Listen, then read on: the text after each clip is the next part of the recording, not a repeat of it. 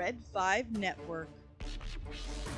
For more, visit red5.bio.link.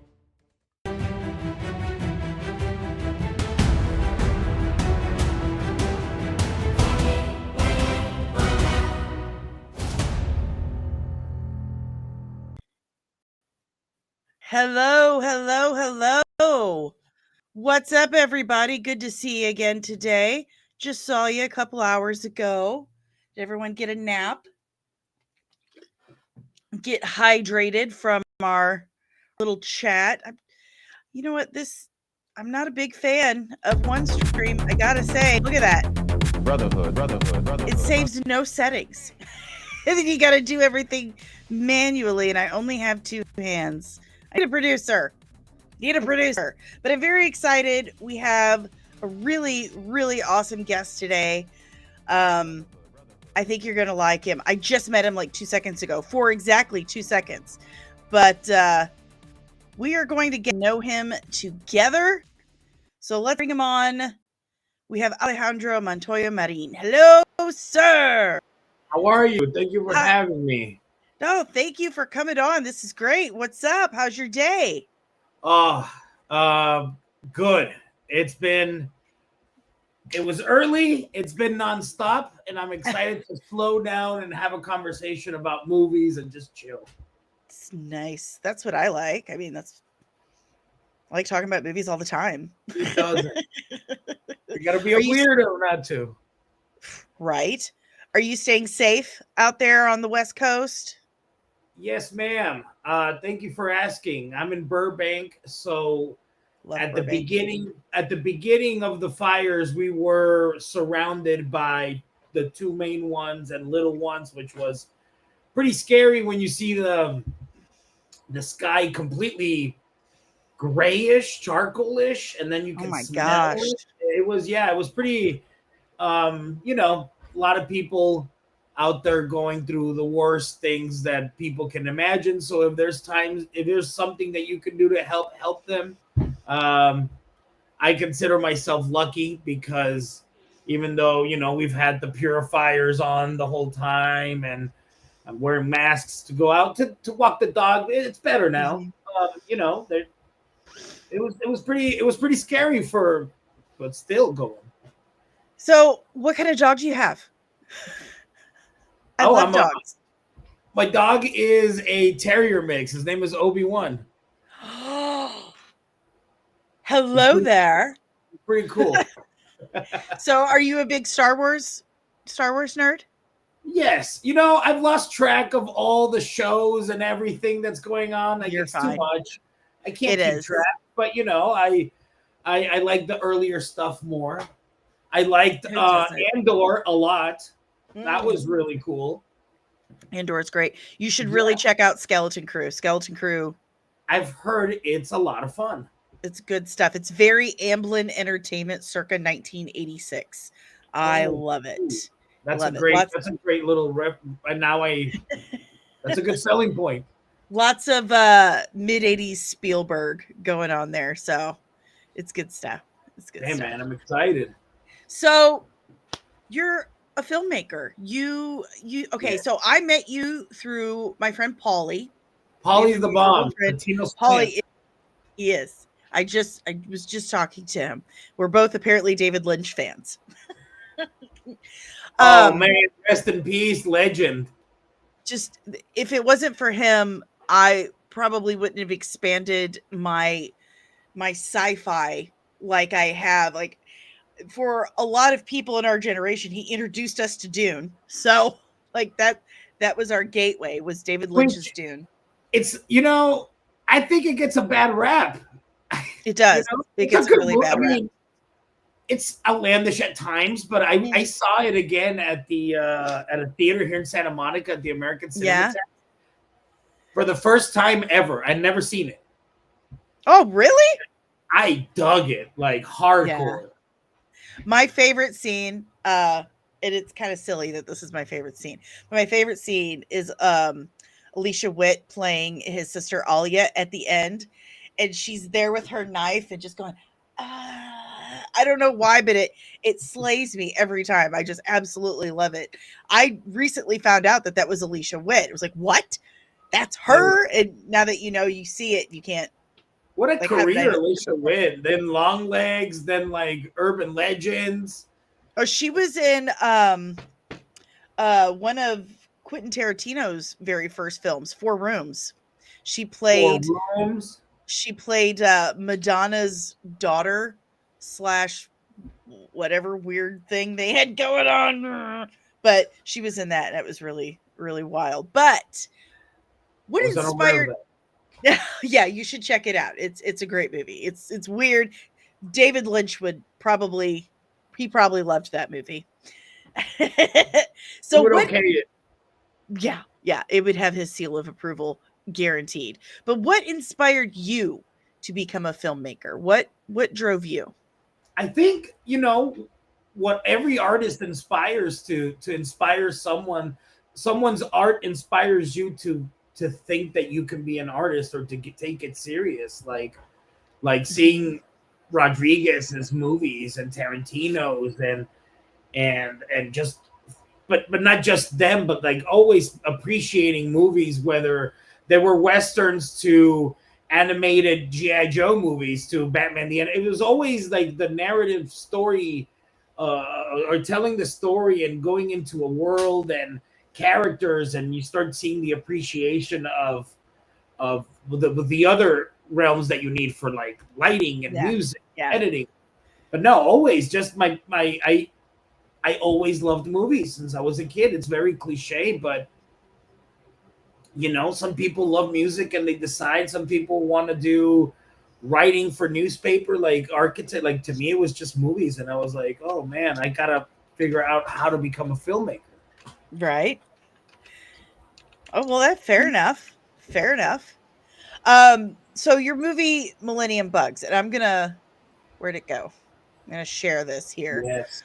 I've got some stuff. I had it all set up and it's just kind of disappeared. Of course it has, because I'm just gonna have to talk longer.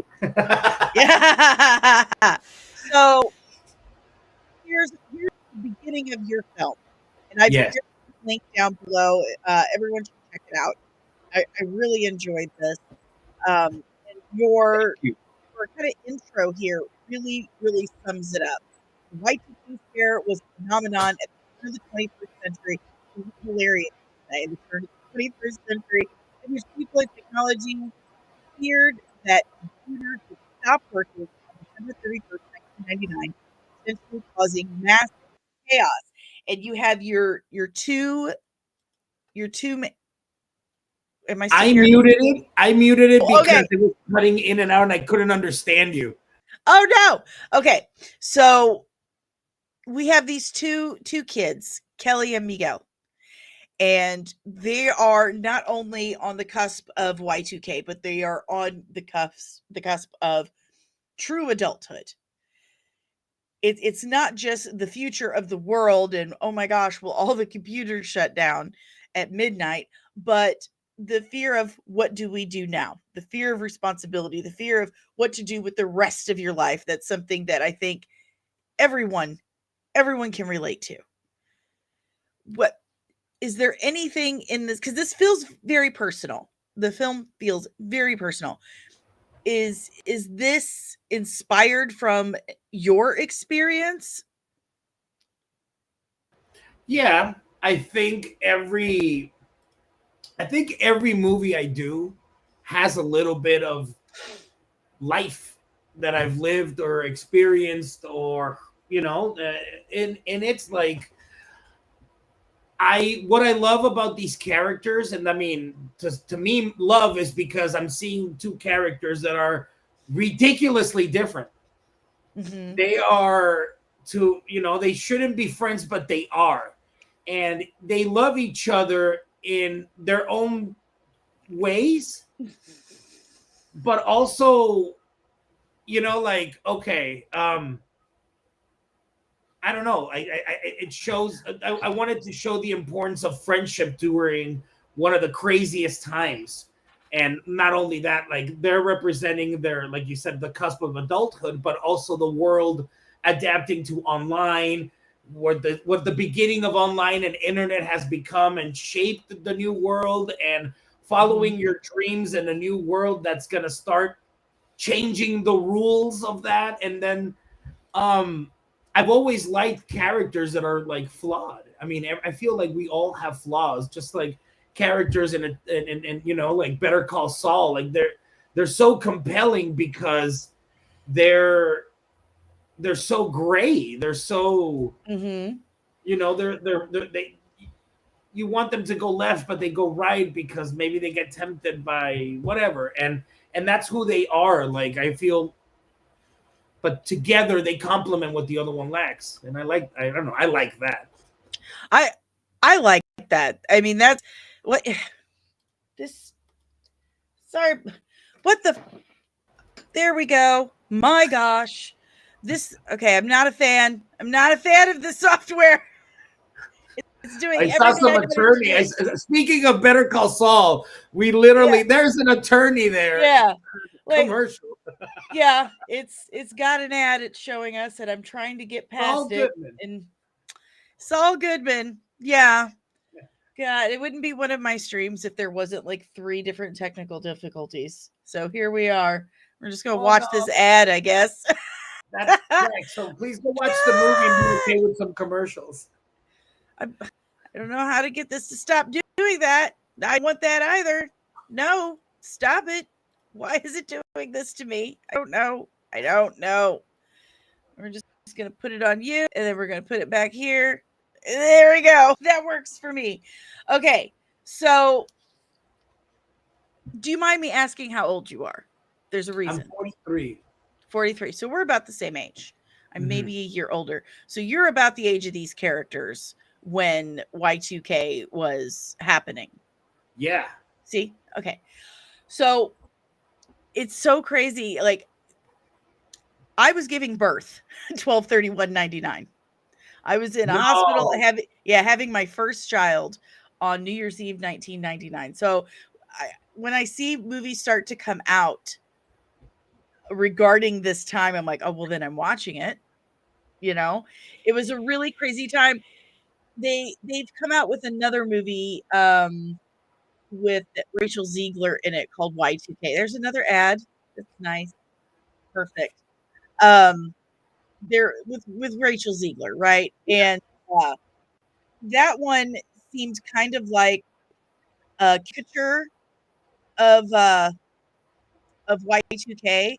Like they thought that the machines were going to make robots of themselves. It was just really weird. I'm like, I feel like this movie is Gen Z what they think we thought was going to happen during Y2K. I love that. But your movie was actually what we thought was going to happen. It was a big deal. People kept telling us that okay, so what's going to happen is all the clocks are going to restart to 0. And everything's going to shut down. Nuclear bombs are going to go off. It's going to be, pandemonium, dogs and cats living together. Hi, Crystal. But that's not what happened. Like, I was in a hospital in labor, and they were worried. Like, they're trying to get generators set up just in case the power goes out and everything shuts down. Like, there was real concern that we were all going to just perish because of this issue. This movie really encapsulates that. It really does. I think it was mostly the younger generations, like our generation, that wasn't that like, yeah, okay, whatever. Sure. Yeah, but almost everybody else was. Everybody else was. Our parents, our grandparents, everyone else was really, really worried. That's when you really started noticing preppers for the first time. Preppers were just stocking up their basements with toilet paper and water and canned goods because they really thought, all right, kids, enjoy your TV while you can. Enjoy the Saturday morning cartoons while you can. Maybe we'll get some VHS. Maybe the generator, will use it once a month and we'll watch Snoopy or something. It was real concern. But I really I enjoy, like, Kelly's my favorite character. Kelly's my Kelly. favorite. I really identified a lot with her. I think Kelly's that was fun. pretty. Yeah, Kelly was me at 19, just angry, and you don't know why. I mean, Kelly knows why, but rebel And the without a audience cause. finds out why later. Yes, yes, and it's very sad, but you understand. You can see where she's coming from with that. But I think the movie just really seamlessly blends that worry of what's going to happen tomorrow with the whole world, but also with these two young adults that they can't decide what they want to do with their lives. They feel kind of lost, but they know they need each other. It just You do a really good job of they match well together. Those two plots really just match well together. I really thought you were going to blow the actors did a great job. Oh, they did great. They did really, really great. When Polly's like, "Hey, I want you to watch this indie film," and I was like, "Okay," like, "All right, fine." And it really surprised me. It really surprised me. Miguel is so sweet. He's so sweet, and he wants so badly to go to LA and do improv. And his parents, everyone had those. Look, most people can relate to his having parents like that. They're like, Mhm. "No, you need a real job. You need a real career," because your parents are more worried about you eating and being able to pay rent and not struggle for the rest of your life.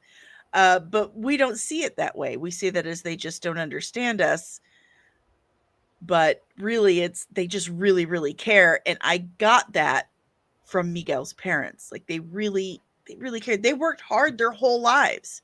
And Yeah, they you worked have hard to bring a balance so you don't seem like you're being preachy, because they reflected my parents.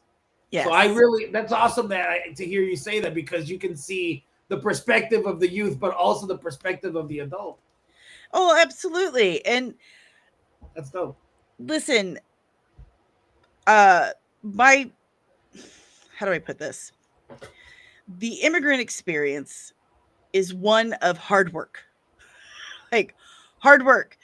You come here and you work really hard, not just so that you can be respected and accepted, but also so that your kids won't have to work as hard as you do when they grow up. And I really felt that from his parents. They're like, "You don't understand. I just want you to be okay. I don't want you to have to work your fingers until they bleed to get by. We want you to have a good life. And right now, what you're telling me is you're just going to struggle. And I don't want that for my baby." That's what I got from it. Yeah. I also kind of dig that Miguel knows he's not that good. Yes. So it's kind of like, you want to go with it? Like, every time he goes on stage and you can see him just like struggling with it. He's trying too hard. He's trying, he can't relax. He's not relaxing, and when you don't relax and people see that, it doesn't translate well. Yeah. The poor guy, and that douchebag that's always going up after him, like, well, when I was on, like, didn't they get canceled? Didn't they canceled? It did. Like, if you've been to LA once in your life for 5 minutes, and everyone's met that guy. Everyone has met that guy, that super douche that did that one thing that one time and will not let it go. Like, he's But you just going to also ride. meet the purists. There's also really good people in LA. Oh, there are. One of my best friends lives out in Burbank, lives and works out there. Hey, and look, I'm from St. Louis, and I live in a very small area now. Like, in the entire county that I live in, there are 70,000 people. That's it. Oh wow, that's nice. But I'm from I'm from St. Louis, so I think, city girl. I'm a city girl. Woo. Never Well, a been couple to years. St. Louis, but it's pretty big, right? Yeah, it's big enough.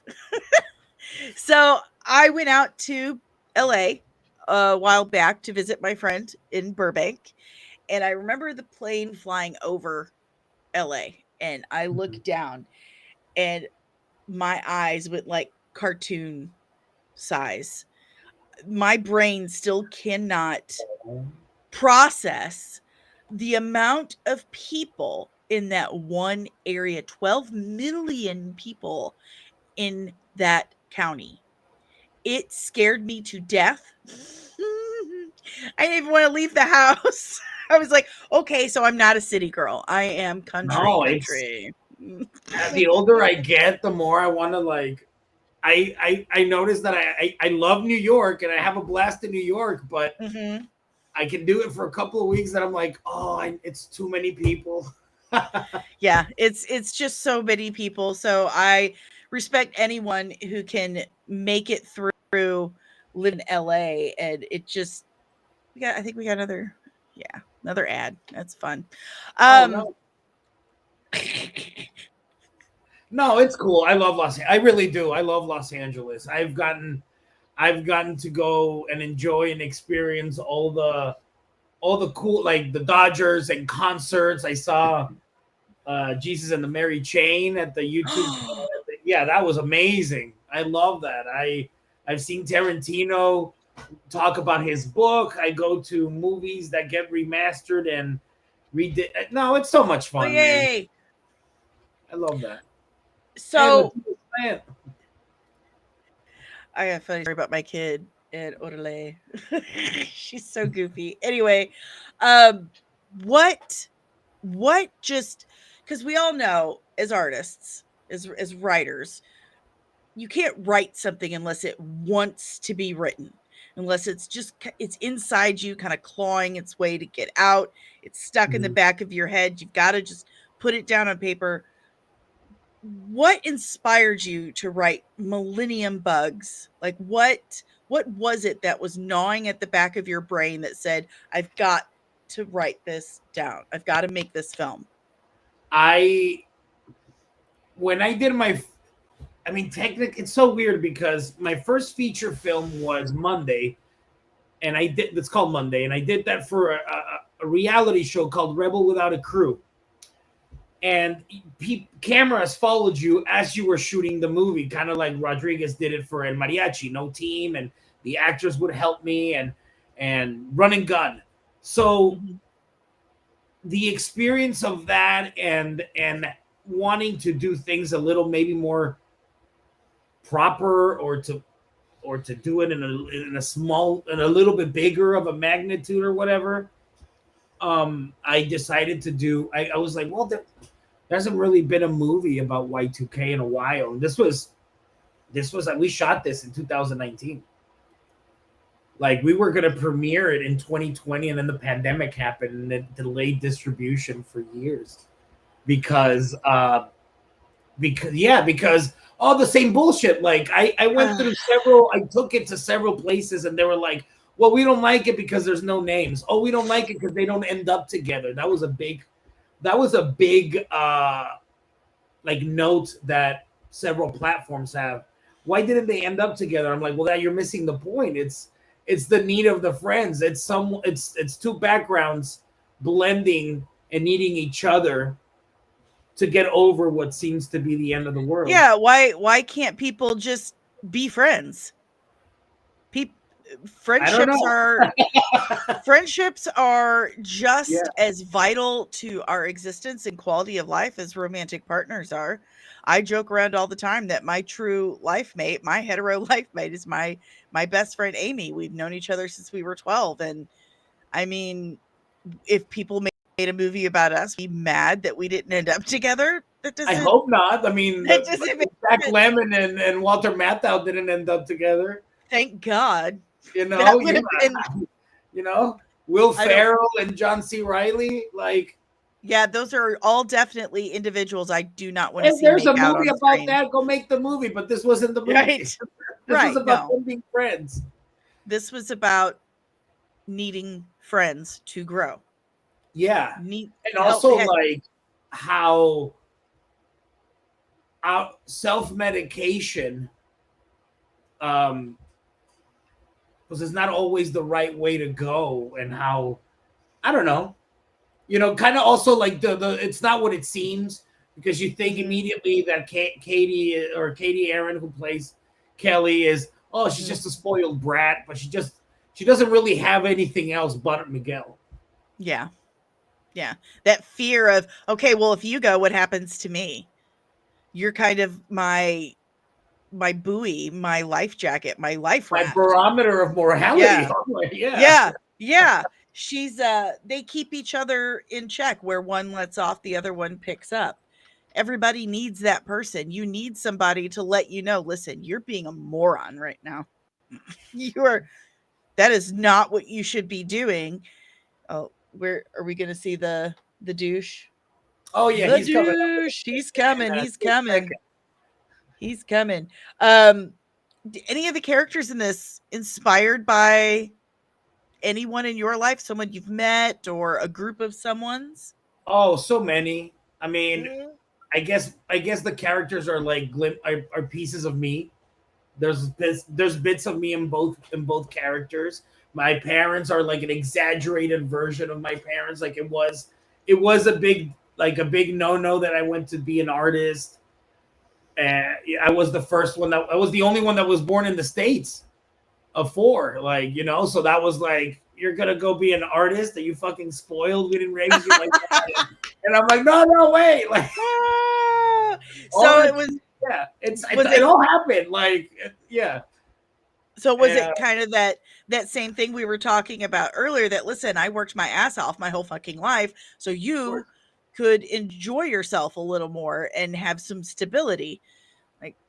But also like them understanding kind of like how the film industry works, and especially now with AI coming up, they worry a lot, and movies are becoming some sort of a formula, and I like comedy. I want to branch out, and I have a short film that's a straight up thriller, and I'm writing a movie right now that's like a thriller horror, but comedy is always sprinkled in all my projects. Like the next one that I premiered later this year, which I can talk about later, is an action comedy.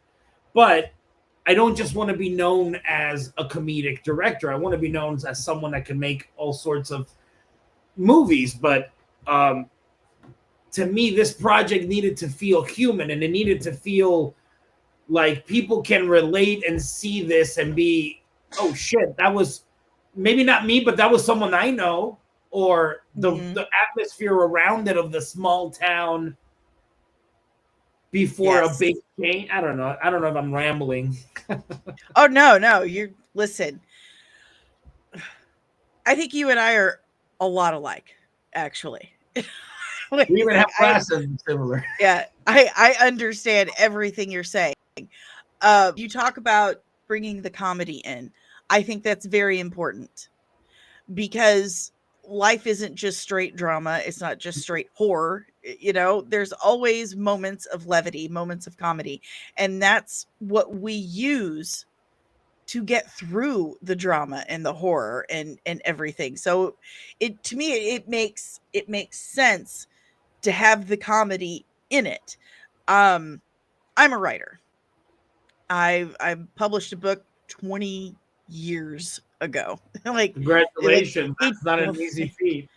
Well, it's not. I mean, it's something, man. That takes guts. Well, I'm proud of it. I'm proud of the work I did, and it's weird because it's very genre crossing. But the way you describe your work is how I would pretty much describe my book. It's not just it's a horror, sci-fi, fantasy, comedy. There's always the comedy in it, because again, that's what we use to get through it all. Listen here, Rosiento, you know what comedy is. I'm sorry you don't like comedy. What? Yeah.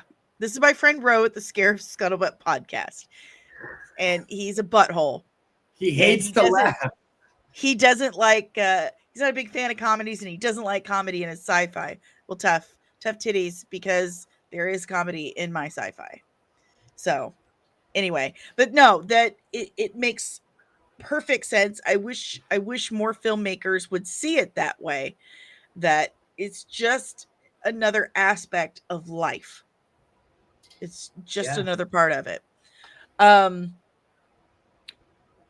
Kelly's story, I feel, just, and maybe it's just me, maybe because I find a semblance of myself in her, but I felt like her story, her character was kind of like a sleeper.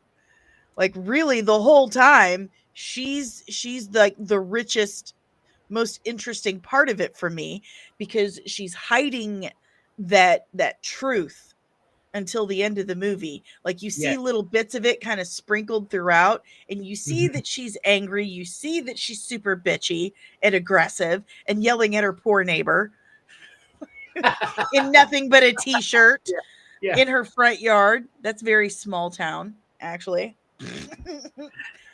Which I totally relate to, but she felt so rich and complex. I absolutely commend you on writing that character, because very, very, very deep character. What inspired Kelly in that story? Well, a lot of it has to do with the actress. Katie Aaron is very expressive. She has these fantastic eyes, and they just say so much. And I met her, and I just knew, like, you have that troubled artist that is lashing out because she's conflicted inside. And well, you know, you need, I don't want to say any spoilers, but as the movie, if, you know, because if people are going to want to check it out, that's awesome. I would love for people to go as clean as possible. But Kelly, throughout the movie, you start revealing things she hides, who she really is, and the whole female Van Wilder is just like a facade. It's just I'm in pain, and I, you know, I do have fun because it's with you, but without you, I think I would drink to death. Right. And as intense as that sounds. Well, no, that's that need for each other to get by, to get through that. They are each other's family. We'll just say she's lost a lot, and he is all that she has. And he and his parents aren't seeing eye to eye.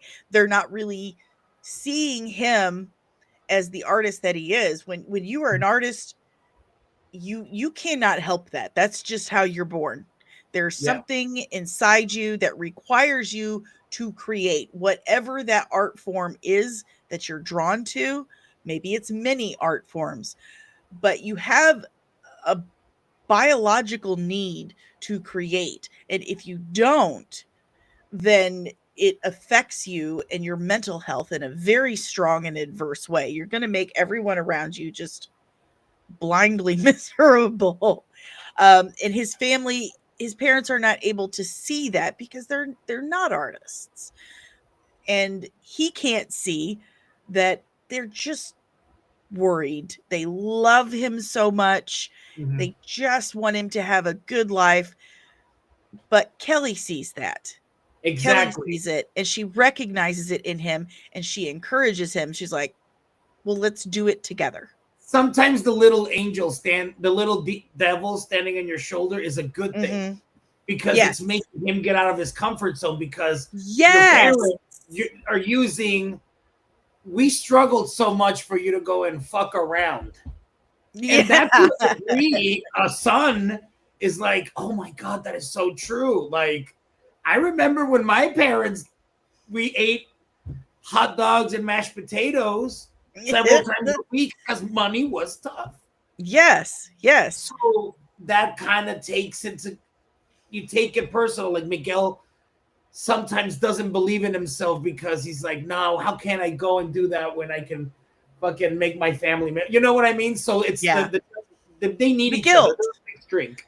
There is a guilt that, you know, look what my family did so that I could have a good life. I owe it to them to kind of do things their way, have a more stable life. But what you actually owe to your parents is to have a happy life. Mm-hmm. That's what you owe your parents, just to have a happy life and say, thank you for giving me life. That's what you owe. Nothing else. I think they both represent also that, like friendship. Mm-hmm. Yeah, a couple of drinks, music, doing what you love, having that emotional support is kind of like the perfect life. Yeah. And how many more people would have probably gone and followed their dreams if they had their best friend to go, I'm here with you. Right. Right. That's a rare, rare gift, to have the person that loves you and knows you better than anyone else in the world right there by your side holding you up. Yeah. No That's matter where they're a rare from, gift. they both are different from very different social classes. Very Backgrounds. different. They're just homies. We never talk about how they met, why they Mhm. met. It was probably school. Yeah, you don't really need to know. All you need to know is what you are shown, that they're very close. They love and respect each other, and they are each other's keystone. Mm-hmm. It seems very important. Guys, if you're just popping in, I am here with Alejandro Montoya Marin, and we are talking about his film, Millennium Bugs. If you have any questions for Alejandro, please drop them in the chat. Oh, stickers!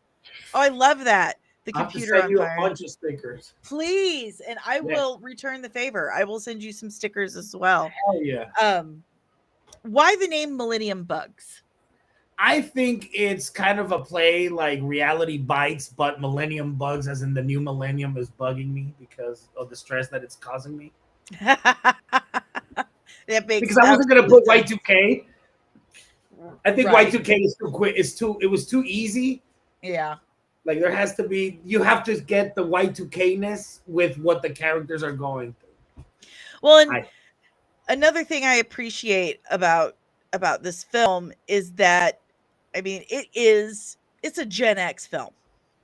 This is a Gen X film, and we are kind of not kind of, we are the forgotten generation. We are one of the smallest and most forgotten generations. Like, nobody stops to think about what that era, what that Y2K fear did to us as growing up at such an important time and an important moment in our lives. It was very formative for everyone in this generation. I Oh yeah. think that really instilled in us, like, appreciate every moment, because you never know when a computer virus will wipe out all of humanity. And now it's sounding even more real than ever. Right? Like, people would have wonder why we stay quiet about this stuff. Said, look, listen, we've lived through so many end times in our life. We're just kind of waiting and seeing. All right, we're just waiting to see.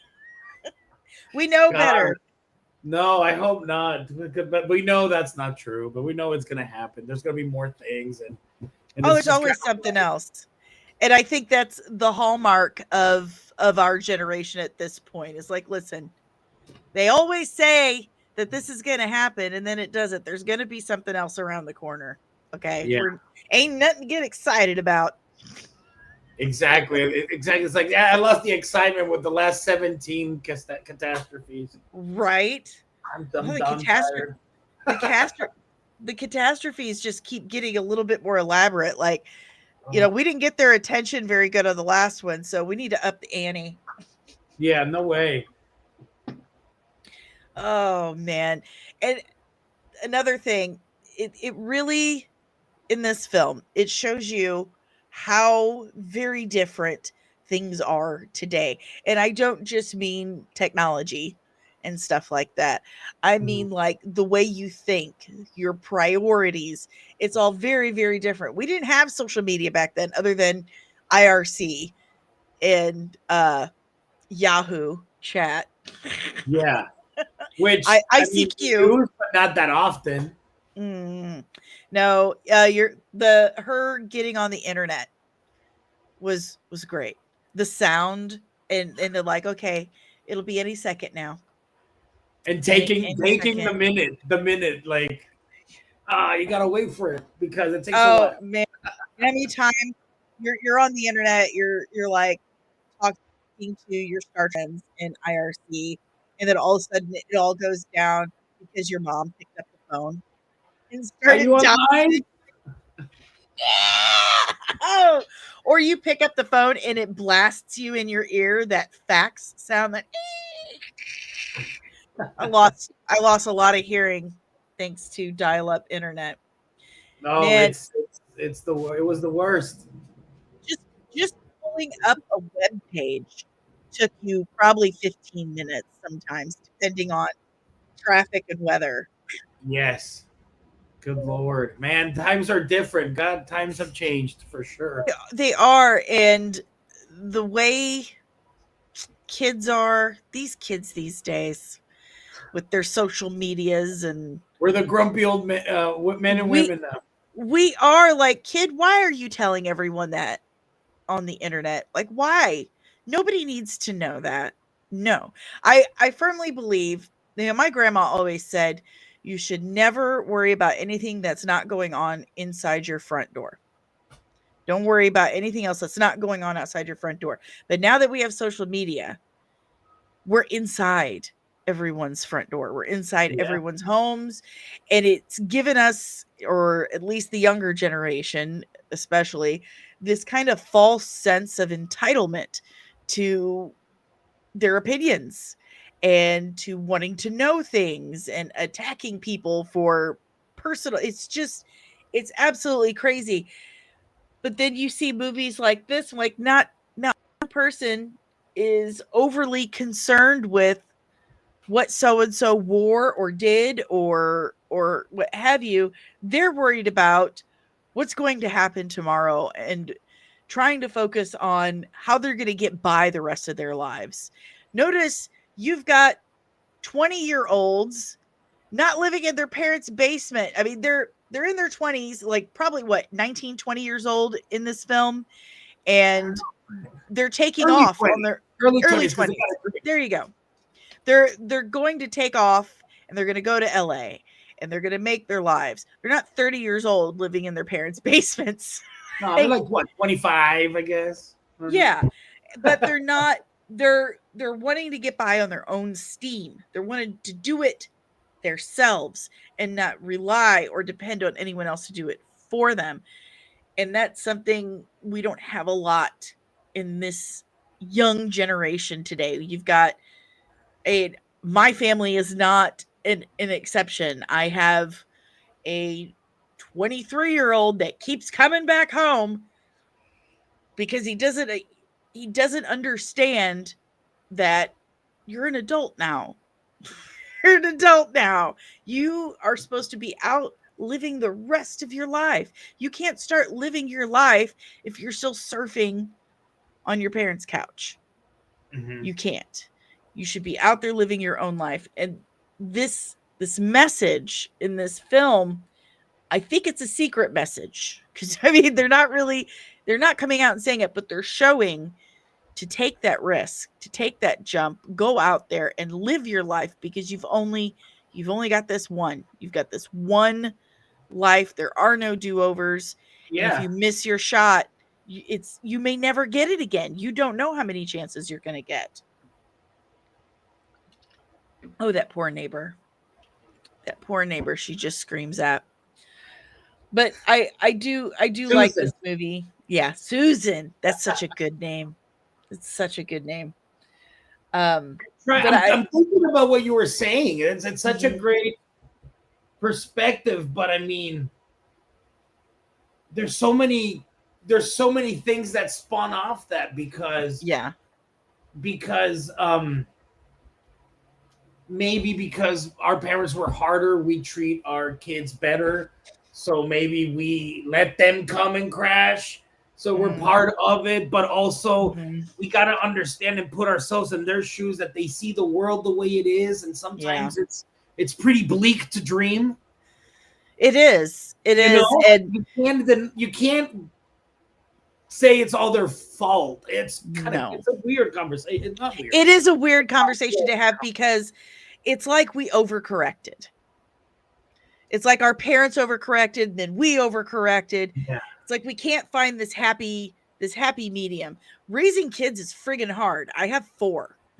It's wow. Really, yeah. They're like 25, 23. Is he 20? Yeah, he's 23, 21, and 16. Almost 17. You should show them the movie to see what they think. That would be like, let's see that perspective of them. Well, I sent it to my oldest. I said, look, there's a movie about the night you were born. That's right. And I was turning 17 the day before on the 30th. Really? Yeah. Well, look at that. Almost birthday twins. Yeah, little. I was at a party, like my dad and my family went to a, like, you know how they have in hotels for New Year's and in the convention center, like in Mexico, that's New Year's is huge. Yeah. And we went there, and I remember it turned to 12. No one celebrated. All the cell phones started ringing. And mind you, back then, not everyone had cell phones, but maybe the mom and the dad, and not the kids, but maybe some rich kids did. I didn't. Right.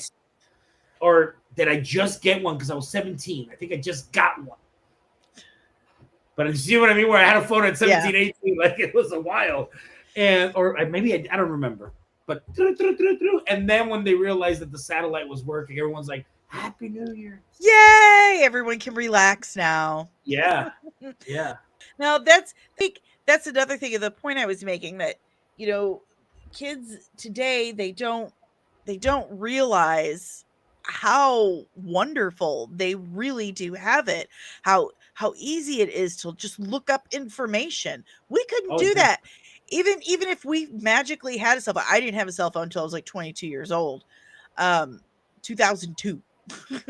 But even if you had a cell phone, you couldn't go on the internet. You couldn't look things up. You could call someone, and that was it. That was absolutely it. If someone left the house, chances are you were not getting a hold of that person until they came back to the house. And if they didn't have caller ID or voicemail or an answering machine, they had no idea you called. They had no idea you called. Things are a lot more in your face and all over the place. Like, you can't hide from information. You can't hide from people. Like, you have no excuse. If someone can't get a hold of you, it's going to be your fault, because there's like 600 different ways to get a hold of someone right now. Yeah. How do you hide? Yeah, you don't. There's no hiding. And if you make a mistake, it's out there forever. It's just out there forever. So, I mean, I love that he works in a movie store. It felt another dwindling artifact of the 90s. Are you a Kevin Smith fan? Huge. Thought so. It's very Clerks. There's a big Clerks vibe for me. I'm not saying it is Clerks. I'm saying there is something about it. I took a lot from Clerks. It inspired me to know limits. I have a couple of Kevin Smith things, and I have been able to go to his film festival and screen my latest movie there. So it's really cool. Yeah. No, big fan. Hi, Patricia. Yeah, I feel it. It's a good vibe. It's a really good Clerks vibe. Thank you so much. Clerks was transformative, I guess you say. It was a big deal when it came out because there was absolutely nothing like it. So I think with that, Clerks inspiration couldn't have been more perfect for a film about this time, because the texture of Clerks, that Kevin Smith texture, is a very 90s texture. Mm-hmm. So kudos on that. He's thank you. I love Clerks, Mallrats, Red State. The new movie he did that was in the 80s, the 4:30 film. That was a very charming film, and if you haven't seen it, you should go I check it haven't out. yet. I will do that. I have not It's seen that yet. really good. It's about a group of kids that work at a movie theater in the 80s. Oh, cool. I don't know Yeah, why I haven't seen that yet. Oh, I love it Kevin just Smith came out movies. last year, like late last year. I love Dogma. Dogma Fantastic. is one of my favorites, and I heard that they're wanting to do another one Yes, somewhere. yes, and another Mallrats. So there's plenty of '90s content coming in, like in incorporating '90s and now. Good. We need more 90s in our lives It's today. fun, just fun movies, man. The 90s were a great time. They felt full of possibility. Maybe it was because the age we were at that time, and that's an age that's just full of possibility anyway. But the 90s, I don't know, there was just it felt like we were on the edge of, I mean, we got the internet, there was a lot of stuff like that happening. Things were really, really changing, and we felt like we really had the power in our hands to just take on the world and make something great. And I feel like this film really expresses that in the best 90s way possible. Thank you. That's a great compliment coming from someone who was from the era. I wanted to make something that was authentic, but that can also like relate to other generations. So that's and on a low budget because like it's You know what? When you have a good story, a good script, and good actors, low budget does not matter. It does well, not thank matter. you. And your shots are very well framed. I like the lighting. The lighting, um, maybe part of the lighting is where I'm getting that, because it is kind of a 90s grunge feel to me. That's very Kelly. Kelly's very 90s grunge. And your lighting and color grading really establishes that, I feel. It's just, again, it's that texture, that Clerks texture, that 90s texture, and it really sells your plot and your underpinning. Thank you. That Very my boy well. Ryan Halsey, um, Rich with the color correction. Like it, no, it's we used lenses that were anamorphic to resemble more like the yeah we went backwards and we said if we can't fill the frame with so much 90s and so much that's Mhm. what we shoot from the lighting, like when they go to one of the records, not record stores, one of the bars where the pirate bands are playing. That Yeah. was inspired by like Nirvana low key lighting with like tungsten lights and shadows. We played a lot with shadows, which Yeah. I feel like I don't know. It's we're really happy with it, and it's really cool. It's like I said, it's really. I guess I'm just being repetitive. It's cool when I someone don't from know. the era digs it. I do. Where did you film this by chance? I shot 75% of it in Albuquerque and 25% in Austin. I love Austin. I lived there for quite a while. Austin is the best. Keep it Austin's weird, awesome. man. I That's love it. Albuquerque's dope Austin. too. Yeah, Yeah. Austin is where I lived, or nearby Austin, where I lived when I published my book and got to do my book tour. I did my whole book tour in Texas because I had little kids at home. And Hell yeah. yeah, so Austin, San Antonio, Waco, Dallas, that was my circuit. My circuit. I was It was born a in good circuit. Laredo. Were you really? Oh, Yeah. I love Texas. Listen, I am such a nerd. I am such a nerd that I will go on for hours about the road systems in Texas and how amazing they are. Well, I the I just freeways. I just really feel like the rest of the country should adopt the Texas road system. It's amazing. You It's cannot very get efficient. lost. You cannot get lost. If you get off at the wrong exit, don't worry about it. Just keep driving straight. It'll spit you right back onto the highway. Just take out, U-turn, go back. Yeah, no bigs. Easy. No Yeah, bigs. Austin's the bomb. That I video love it. store, I don't think Mhm. it's open anymore. Oh, really? Yeah. That's a Yeah. Wow, man. bummer. What was it called? Damn it. I should know this. Right? But you did film it like 5 years ago in your defense. So yes, it's their fault. but it was it's that really big. the distributor's fault. Damn it. I sound like an idiot, but yes. Hey, it's okay. I am in the process of, and I haven't even told my followers this yet, so exclusive, but I'm in the process of adapting my book into a comic. I finally found an artist. Bucket list dream of mine. I initially wanted the thing to be a comic in the first place.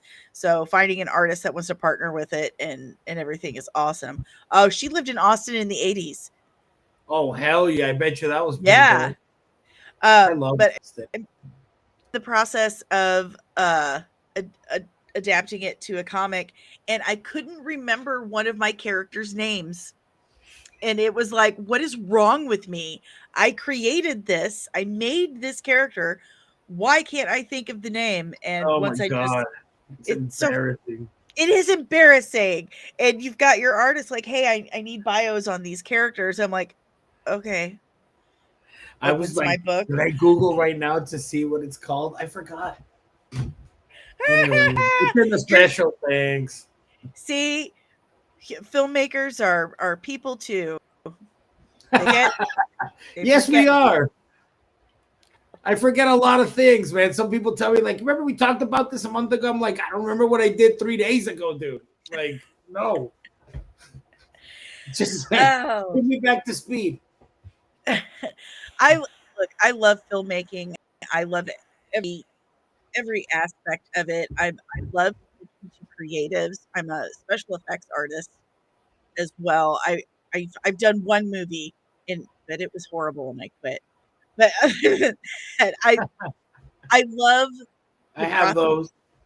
I'm telling you, if you're a special effects artist and you've had to provide every piece, every product, every material, and they don't tell you what you're going to do until you show up, and you show up and there's no lighting or even a surface for you to work off of, and there's bongs in the refrigerator instead of bottled water, just leave. Just leave. Yeah, what the hell? Yeah, especially if you've told them 567 times, I need my contract. I need my contract. And if they still just keep giving you the runaround and no contract appears, go home. Yeah, that sounds fishy. You're not getting paid. Go home. So that was my first film experience. But I still love it so much.